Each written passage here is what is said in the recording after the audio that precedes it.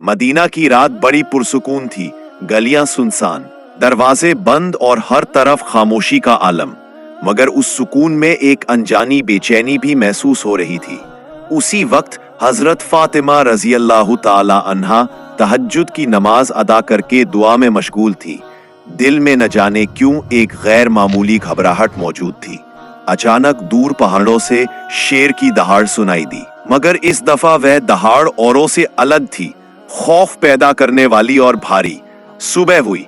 हजरत फातिमा रजी अल्लाह ताला अन्हा को किसी काम से नबी करीम सल्लल्लाहु अलैहि वसल्लम के घर जाना था। जैसे ही दरवाजे पर पहुंची, उन्हें अंदर से आवाजें सुनाई दी। उन्होंने कदम रोके और ध्यान से सुना।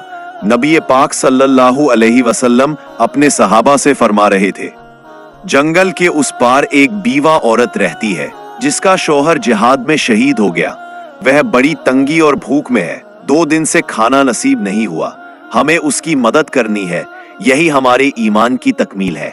सहाबा ने अर्ज किया, या रसूल अल्लाह, वहां खतरा है, दरिंदे रहते हैं। नबी पाक ने फरमाया, खौफ मत करो, दरिंदे भी अल्लाह की मखलूक है, जो अल्लाह के नाम पर निकले उसे कोई नुकसान नहीं होता।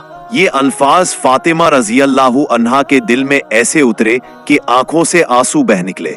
उन्होंने सोचा, जब मेरे अब्बा जान एक अजनबी औरत की भूख के लिए इतना फिक्रमंद है, तो उनकी बेटी कैसे पीछे रह सकती है।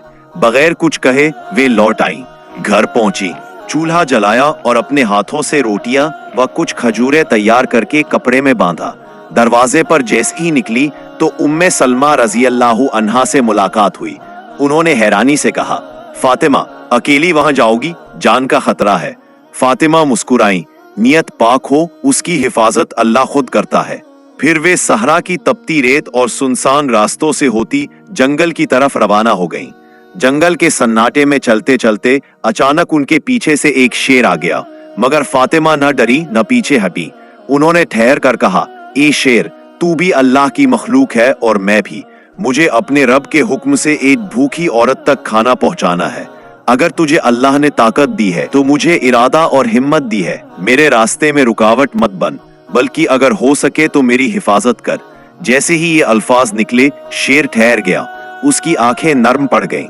फिर वे सर झुकाकर उनके कदमों के पास बैठ गया और कहा, ए जन्नत की सरदार, नबी की बेटी, मैं तुम्हें नुकसान पहुंचाने नहीं आया। मेरी तरफ से नबी पाक सल्लल्लाहु अलैहि वसल्लम को सलाम अर्ज करना, मैं तुम्हारा मुहाफिज बनकर साथ चलूंगा।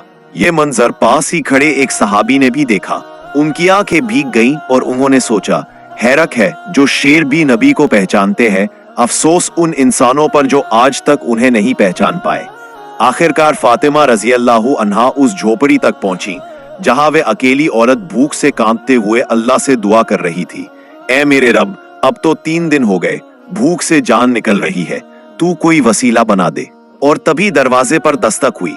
फातिमा ने कहा, मैं फातिमा रसूल अल्लाह की बेटी हूँ, खाने का सामान लाई हूँ। बीवा रो पड़ी, उसकी आंखों से आंसू थम न पाए। बोली, मुझे यकीन था मेरा रब मुझे तन्हा नहीं छोड़ेगा, आज तुम मेरे लिए फरिश्ता बनकर आई हो। फातिमा ने नरमी से तसल्ली दी और चुपचाप लौट चली। शेर अब भी उनके साथ साथ सुरक्षित रास्ता दिखाता रहा और जंगल के किनारे पहुंचकर सिर झुकाकर विदा हो गया। लेकिन कहानी यही खत्म न हुई। वहीं पास एक चरवाहा यह मंजर देख रहा था। उसने सोचा, एक शेर जैसी दरिंदा सिफत मखलूक इंसान की हिफाजत कर रही है।